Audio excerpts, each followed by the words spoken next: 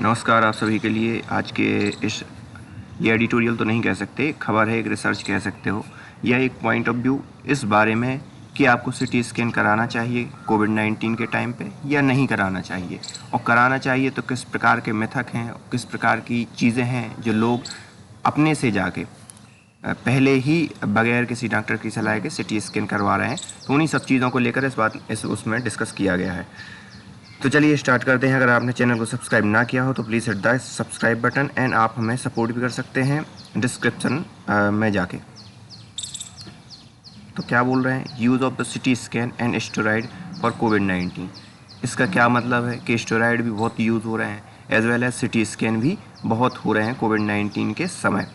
The story so for, अभी तक की स्टोरी क्या है। Doctor try out different protocol to manage patient with कोविड-19। Doctor Randeep Guleria, director of the All India Institute of Medical Science and member of National Task Force on COVID-19, has cautioned against the use of CT scan indiscriminately to diagnose the disease, especially in the early stage। तो यहाँ पर क्या है, अलग अलग doctor अलग अलग अपने प्रिस्क्रिप्शन लिख रहे हैं, अलग अलग प्रयास कर रहे हैं कि पेशेंट को कोविड-19 से बचाया जा सके। तो उसी के तहत जो हमारे एम्स के डायरेक्टर हैं रणदीप गुलेरिया, उन्होंने ये कहा कि आप मतलब सावधानी बरतिए सिटी स्कैन के तौर पर, कि आप किसी का भी सिटी स्कैन ना करवाइए। यह जो टास्क फोर्स गठित की गई थी उसके वो हेड भी हैं। तो उन पूरी की पूरी टास्क फोर्स ने ये बताया कि आप जब ज़रूरत हो तभी आप सिटी स्कैन के लिए कराइए, और उस समय जब अर्ली स्टेज में हो तब तो सिटी स्कैन का कोई फ़ायदा भी नहीं है। This expose individuals to unnecessary radiation which could be harmful in the long run. We said a single CT scan is equal to 300 X-ray. Dr. Gurelia warned, which may increase the risk of cancer later in life for younger people। तो यहाँ पर जो नए नए younger लोग हैं, मतलब younger लोग जो 50 से नीचे हैं, उन सभी में कैंसर की संभावना बढ़ जाती है सिटी स्कैन करवाने से, अगर आपने अननेसेसरी सिटी स्कैन करवाया तो। क्योंकि उसमें लगभग आप 300 एक्सरे करवाने के जितना 300 एक्सरे करवाने पर रेडिएशन मिलता है, उतना रेडिएशन सिर्फ एक सिटी स्कैन करवाने से आपको क्या हो जाता है, मिल जाता है, और वो लॉन्ग रन में मतलब आने वाले समय में आपको क्या हो जाता है, हार्मफुल रहता है। Doctor and the World Health Organization are also cautioning against the use of corticosteroids like the dexamethasone, a potent anti-inflammatory drug for patients who have non-severe COVID-19। तो यहाँ पर एक एस्टेरॉइड भी बहुत ज़्यादा यूज़ हो रहा है, वो है एंटी इन्फ्लेमेटरी मतलब कहलाता है फंगस को मिटाने वाला एक ड्रग, तो dexamethasone.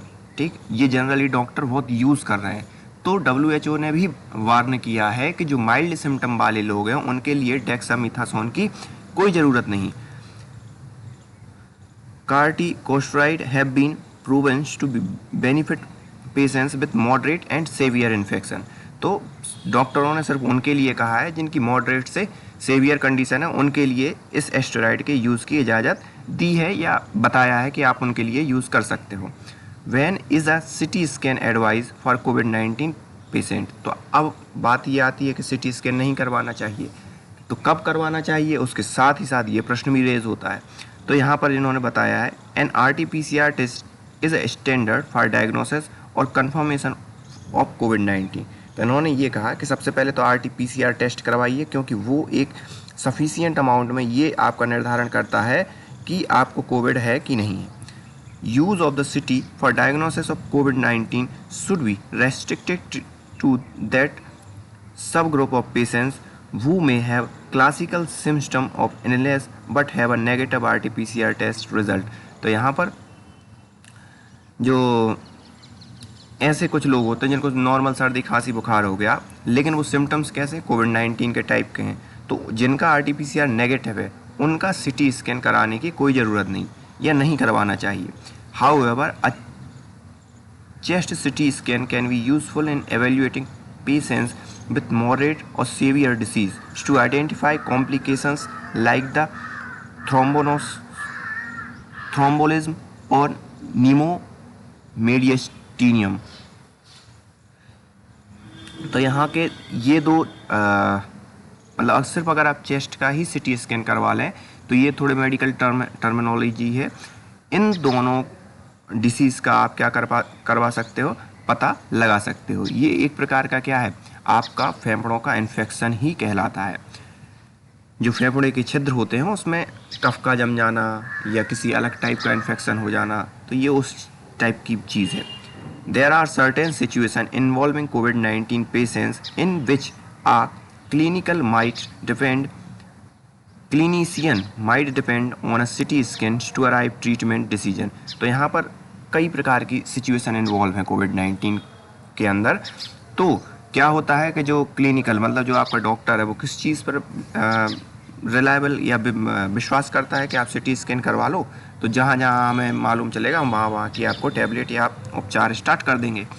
These include scenario when a patient may have classical symptom of COVID-19 but his RT-PCR test is negative, or situations when the CT pulmonary angiogram might be in order to rule out pulmonary embolism in a patient who is on anticoagulant and steroid and is not showing any sign of recovery।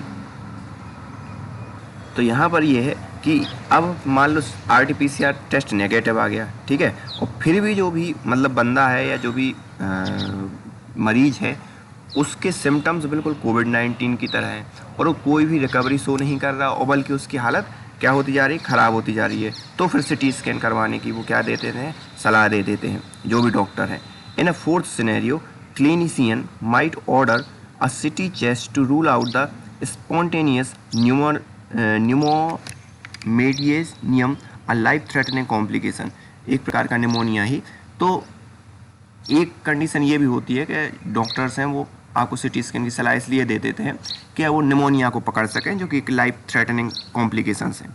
However, these four scenarios together constitute less than 2% of situation where CT chest is ordered in COVID-19 cases।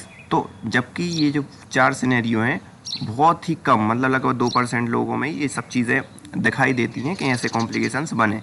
Rather than CT finding, it is oxygen saturation that is key to treatment decision yet in 90% of the case।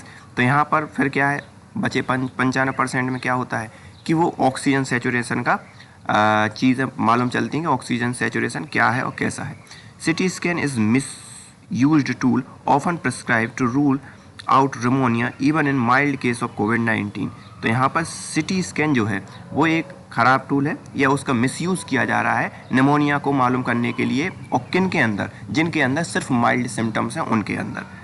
तो इनके according या जो रणदीप गुलेरिया है उनके according भी CT scan हर किसी के लिए ज़रूरी नहीं है।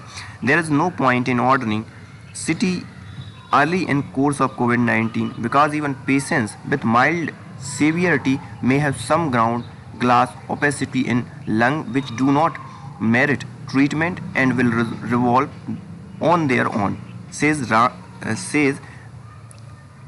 R. Arvind, head of infectious disease, Government of Medical College, Thiruvananthapuram.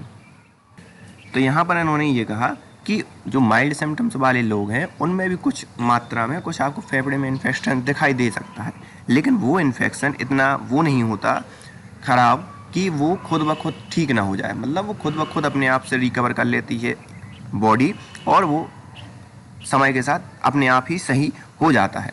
तो माइल्ड सिम्टम्स के लिए ज़रूरी नहीं है कि आप क्या करवाओ, CT स्कैन करवाओ। The consensus statement from Fleischner society and international multidisciplinary association for thoracic radiology state that imaging is not indicated in suspected COVID-19 infection with mild clinical features। तो यहाँ पर जो इमेज आती हैं CT स्कैन के अंदर, अगर माइल्ड है बंदा तो वो कोविड-19 के सिम्टम्स को उसमें शो नहीं करता, मतलब CT स्कैन नहीं पकड़ पाता कि इसको कोविड-19 है कि नहीं माइल्ड सिम्टम्स के अंदर। The statement support the use of imaging in patients with worsening respiratory status as well as in those with moderate to severe clinical feature that are indicative of COVID-19 pneumonia. तो यहाँ पर जो moderate से saviour या जो saviour condition वाले लोग हैं उनमें ही निमोनिया का मालूम चलता है सीटी स्कैन करने पर। माइल्ड सिम्टम्स में जनरली कोई चीज़ डिटेक्ट नहीं होती। The sum of although CT has been used in assessing the severity of COVID-19 pneumonia, its routine use is not recommended. तो यहाँ पर जो CT है वो निमोनिया के लिए नो डाउट काम करती है, लेकिन रूटीन यूज़ कि आप रूटीनली ही इसका यूज़ करने लगो किसी के लिए भी, तो ये रिकमेंडेड नहीं है। Are multiple CT scan harmful? तो यहाँ पर ये है, तुरंत ये क्वेश्चन होता है क्या ज़्यादा से ज़्यादा CT स्कैन हार्मफुल रहते हैं?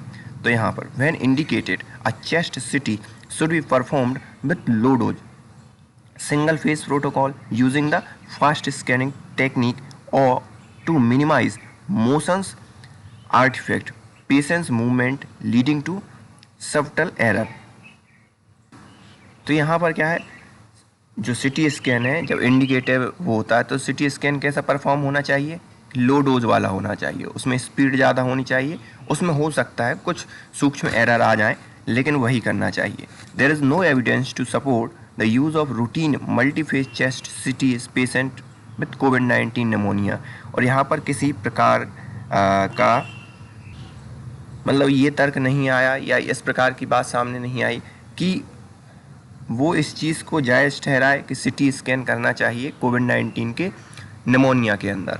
मतलब इनका पूरा का पूरा एक ये है जोर इस चीज़ पे है कि जब आपकी कंडीशन बहुत ही सेवियर हो जाए, मॉडरेट टू सेवियर है, तभी आप CT स्कैन कराएं, उससे पहले ना कराएं। Doctor Guleria said according to data from International Atomic Energy Agency, one CT scan was equivalent to almost 300 to 400 chest X-ray, which put youngster at substantial risk of cancer in long term. तो यहाँ पर वही जो doctor Guleria ने कहा कि भाई वो 300 से 400 एक्सरे के बराबर है, तो हो सकता है लॉन्ग रन में वो आपको कैंसर का कारण बन जाए। I study published in new England journal of Medicine in 2007 said, based on data from 1991 to 1996, 0.4% of all cancer in US may be attributed to radiation from CT studies, and that is current estimate could be in range of 1.5 to 2%. तो यहाँ पर एक study हुई थी 1991 से 96 के बीच में, उसमें ये पाया गया कि यूएस के अंदर जो कैंसर पेशेंट थे उनमें से 0.4% CT स्कैन से आए होंगे, और अब एस्टिमेट लगाया जा रहा है कि जो नंबर ऑफ पेशेंट हैं उनमें उस समय 0.4, अब इस समय 1.5 से 2% लोग ऐसे होंगे जो CT स्कैन के रेडिएशन से उनको कैंसर हुआ होगा। Apart from all this the risk of transmission and contamination faced by radiology technician and staff every time of COVID-19 patient undergoes diagnostics imaging, especially in an air conditioned closed space, cannot be dismissed. तो यहाँ पर ये है कि जितने भी वहाँ पर स्टाफ लोग होते हैं जो मतलब करते हैं आपका CT स्कैन, वो भी वहाँ रहते हैं और AC का रूम रहता है, तो सीधी सी बात है एरोसॉल के फॉर्म में जो आपके कोरोना वायरस है वो वहाँ पर भी फैल जाता होगा, साथ ही साथ रेडिएशन का भी प्रभाव उन पर पड़ता होगा।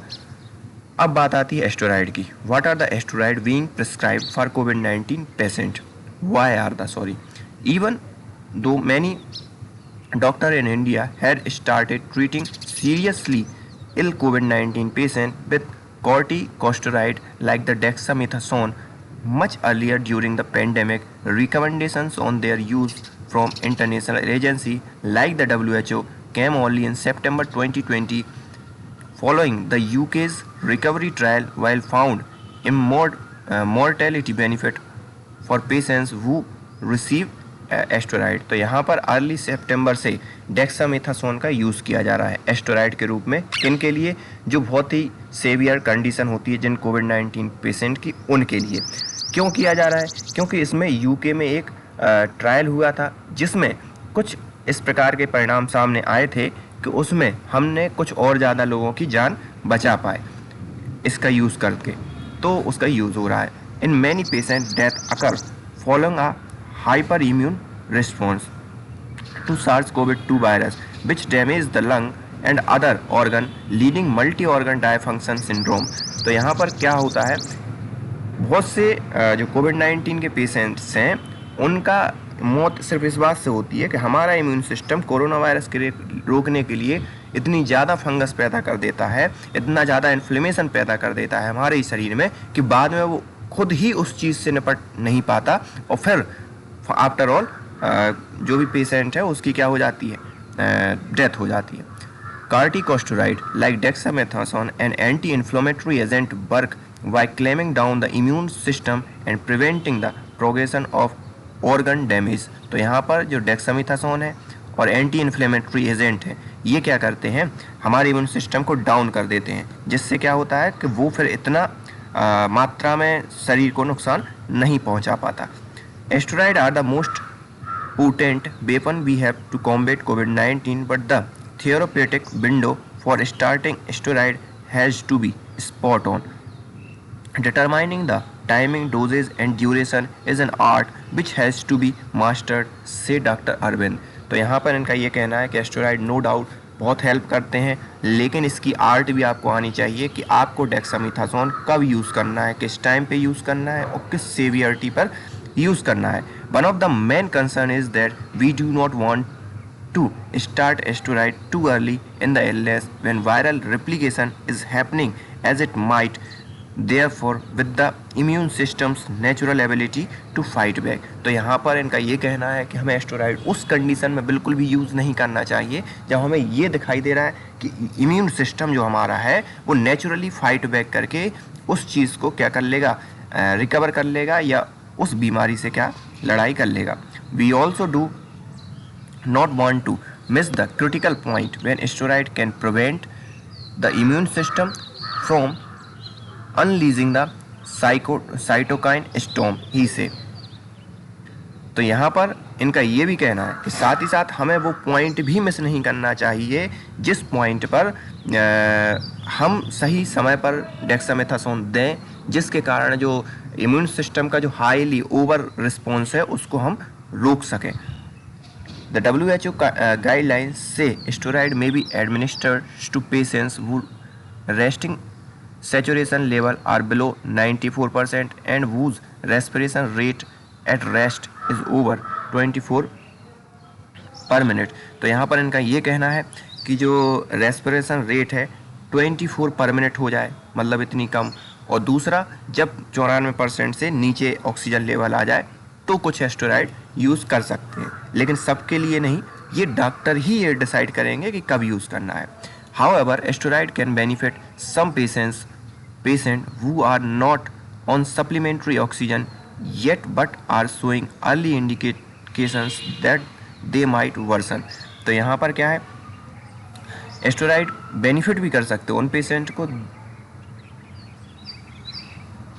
जो सप्लीमेंट्री ऑक्सीजन पर नहीं है, लेकिन वो कुछ ऐसे इंडिकेशन शो कर रहे हैं कि उनकी ऑक्सीजन वगैरह क्या हो रही है, कम हो रही है।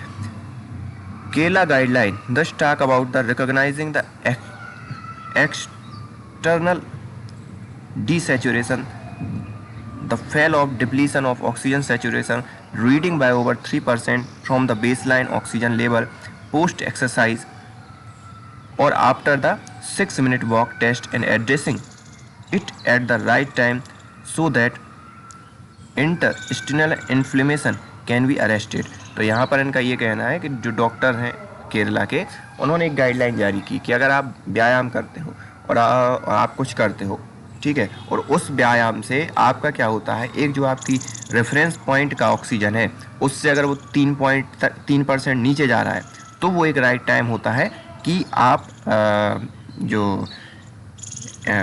मतलब इन्फ्लेमेशन है उसको क्या कर सकते हो, रोक सकते हो या उसको अरेस्ट कर सकते हो। इनका कहना है अरेस्ट कर लो आप उस समय।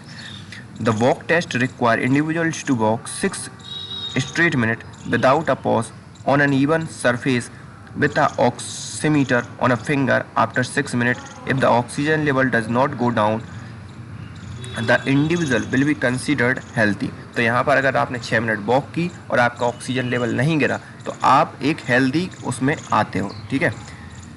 But if the oxygen level drop below 93% or by 3% or if the individual suffer from breathlessness then they are advise to seek medical attention.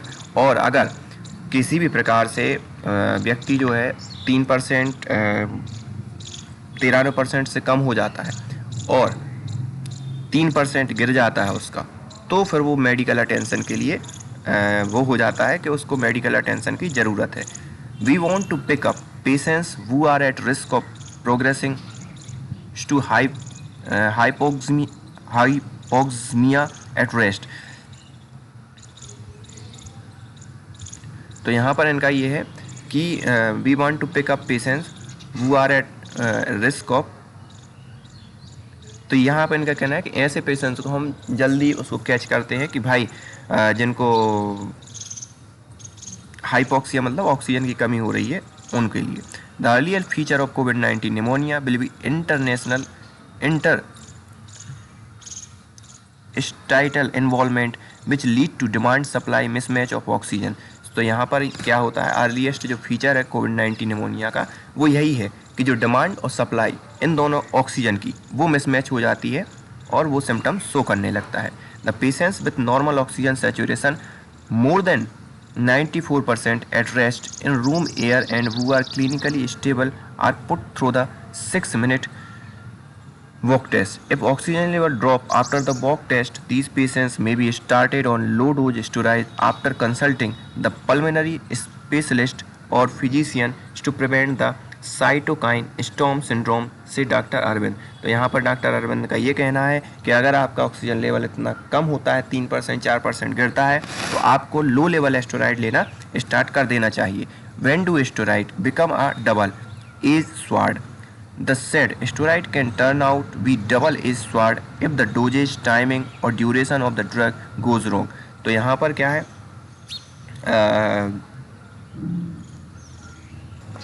Double edge sword मतलब एस्टेरॉइड्स कब हार्मफुल होने लगते हैं। डबल एज स्वॉर्ड मतलब समझ रहे हो ना आप कि एक तरफ तो हम बीमारी को काटने के लिए उसका यूज़ कर रहे हैं लेकिन दूसरी तरफ से वो क्या है, हमें ही हार्मफुल कर रहा है एस्टेरॉइड।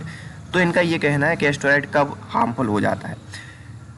तो the said steroid can turn to be double edge sword if the dosages timing. तो यहाँ पर अगर आपकी डोजेज की टाइमिंग और एस्टेरॉइड लेने की टाइमिंग गलत हो जाती है तो ये आपके क्या कर देते हैं, डबल आपको मतलब नुकसान पहुंचाने लगते हैं। Steroid are not mandated for all patient and certainly not for mild patients in the early stage of illness. The trigger for starting steroid has to be external desaturation and not the day of illness. तो यहाँ पर इनका ये कहना है कि जब आपकी डिसैचुरेशन होता है ऑक्सीजन में तब आप एस्टेरॉइड लीजिए, ना कि आप पहले दिन से एस्टेरॉइड लेने लगे। Dr. Guleria has pointed out recently that he was seeing many mild COVID-19 patients where steroid had stimulated viral replication causing oxygen levels to drop. तो यहाँ पर डॉक्टर गुलेरिया ने ये कहा कि बहुत से ऐसे माइल्ड पेशेंट्स हैं जो एस्टेरॉइड लेने लगते हैं और एस्टेरॉइड लेने लगते हैं तो उससे उनका क्या होता है कि उनका जो ऑक्सीजन लेवल है उन एस्टेरॉइड के कारण वो क्या हो जाता है, ड्रॉप हो जाता है।